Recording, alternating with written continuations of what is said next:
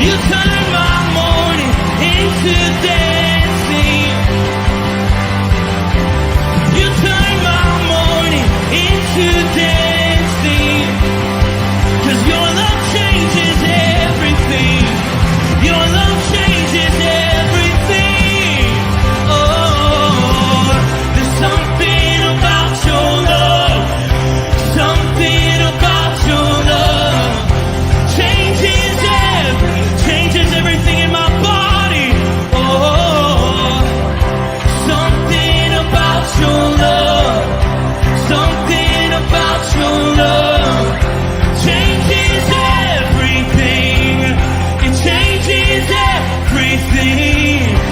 Something about your love. Something about your love changes everything. It changes everything. Something about your love. Something about your love changes everything. Changes everything. Something about your love. Something about your love changes everything. Something about your love. Something about your love changes everything. Changes everything. Something about your love. Something about your love changes everything. Changes everything. Something about your love. Something about your love changes everything. You turn my morning into dancing. You turn my morning into dancing. You turn my morning into dancing. You turn my morning into dancing. You turn my morning into dancing. Something about your love. Something about your love changes everything. Good morning, Rooted Men. Pastor Tom, Firmly Rooted Ministries. It is Thursday morning. Looks like we're going to get some rain today, but still going to be an awesome day. Hope that you have a blessed day as well. Glad that you are joining us this morning for our devotion. I realized that I got ahead of myself, so I missed a section in Mark chapter 11. I think I talked about it a little bit, but I didn't know that that was part of mine. I thought it was part of Steve's devotion. So I'm going to go back and pull it all together and get ourselves back on track. Great news. Great news. Some of you know that I've done the study of the last week of Jesus's life, and it's a big deal. We start on Palm Sunday. Some year we might actually start on Saturday, and then we're going to go all the way to Good Friday, Monday, Tuesday, Wednesday, Thursday. What did Jesus do the last week of his life?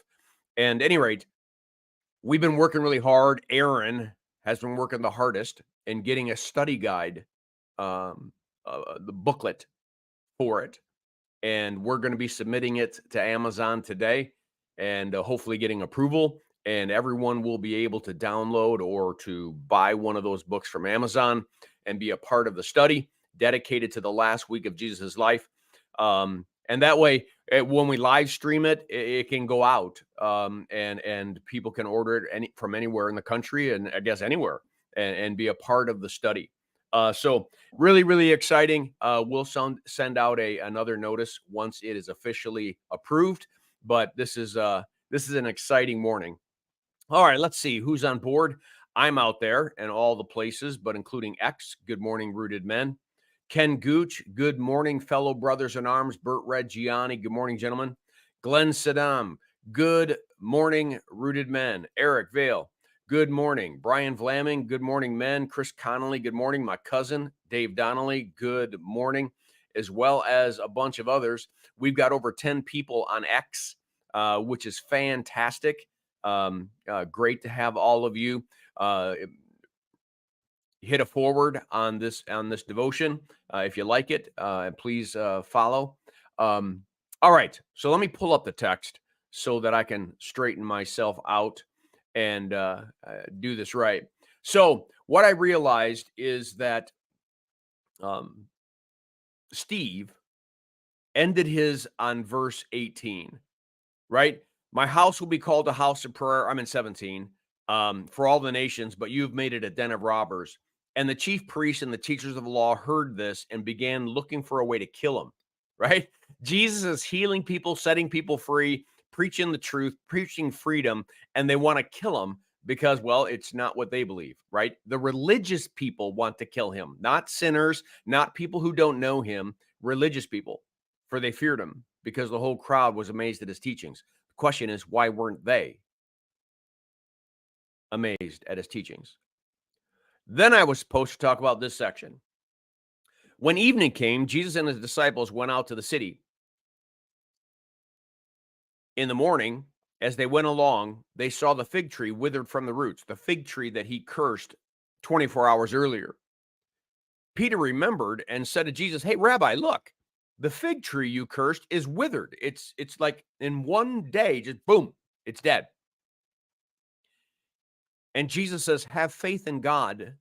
Truly, I tell you, if anyone says to this mountain, go throw yourself into the sea, and does not doubt in their heart, but believes that what they say will happen, it will be done for them." Now, listen, this isn't a magic charm. This isn't like I'm wishing something into existence. Understand, when we're praying to God, it is always thy will, not mine, be done. I mean, we got to watch out for these prosperity gospel people who think that I can will myself into an Audi. So be careful. Therefore, I tell you, whatever you ask for in prayer, there it is. Prayer is aligning our hearts with the heart of God, aligning our wills with the will of God. When that happens, believe that you've received it. Of course, if it's aligned with his will and aligned with his truth and aligned, then believe it. And it's going to be yours. It's not going to be yours because you believe it. It's going to be yours because you obediently asked for something that was true to his commands and true to his word and true to his heart. And when you stand praying, if you hold anything against anyone, forgive them. I just want you all to realize the idea that God talks about love so much and forgiveness so much is proof positive that Christianity is not designed to be a religion, but a relationship.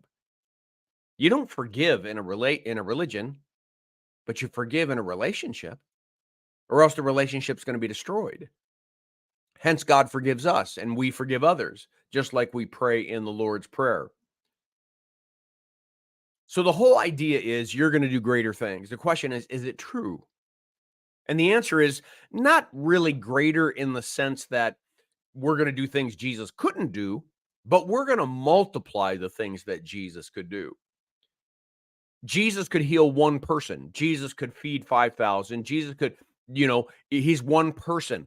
But the church is millions and millions of people throughout the world who are praying healing over people for spiritual, physical, and emotional reasons.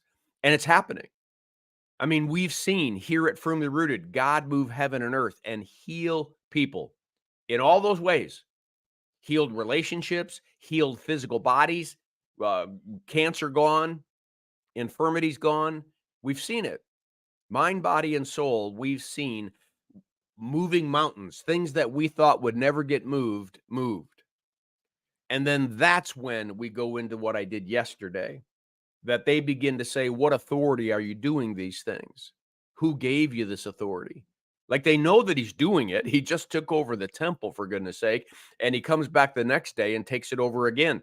These religious leaders want to do all the religious stuff they normally do, which is exchange money and sell lambs and get everybody ready for the Passover. It's a business. I mean, they earn a lot of money during this time, and Jesus has shut the whole thing down. And that's when he asks them that critical question. John's baptism, which kingdom is it from? Is it from God's kingdom or man's kingdom? And as we talked about yesterday, in their hypocrisy, they refuse to answer the question. They refuse. They know what the two possible answers are. Listen, they're not even thinking about what's the right answer. They know there's two. And they don't want to answer either one of them because they get condemned either way. So they say, I don't know. Jesus says, let your yes be yes and your no be no. That we should speak the truth. We should speak the truth to one another. So Jesus ends up not answering them. Now I think I got caught up. So let me pull myself back out of here. Boom. Dave Irons down at Firmly Rooted Greendale. Good morning. Good morning. So once again, really excited. We are going to live stream the last week of Jesus's Life Bible study starting on Palm Sunday and going every day to Good Friday, and obviously the culmination of Easter morning. But the big news is that we're going to be offering the Bible, the layout, the chronological Bible, the synoptic gospels, Matthew, Mark, Luke, and John, right next to each other with space for notes and all sorts of things so that you can make your own little study book for the last week of Jesus' life. On the book, we're going to direct people to my YouTube playlist where there's a last week of Jesus' life. And we're going to have every year, we're going to add another one. So people can go back 2 years and watch one. They can go back to last year and watch one, and they can watch this year's live. So we got a lot going on. Spread the word, and we will let you know when the book actually gets approved and is ready to be purchased on Amazon. And then let's get at it. Let's be a part of what I think is the most significant study that anyone can do, the last week of Jesus' life. Why? Because I think it's the most important week in human history. Because if Jesus is who he says he is, and if he does the things he does during that week, then we have just met the game changer. We have just met the one thing that changes everything. A skeptic should watch this Bible study just because what if? What if it's true? We know Jesus was crucified. We know he went through these trials. Even Jewish documents say so. But what if it's true that he bore our sins and rose again from the dead? What does that mean? See, it's a game changer. So anyway, I'm not doing the study now. I'll give you a break. Everybody have a blessed day. Make it a firmly rooted day, and may someone see Jesus in us today. Peace.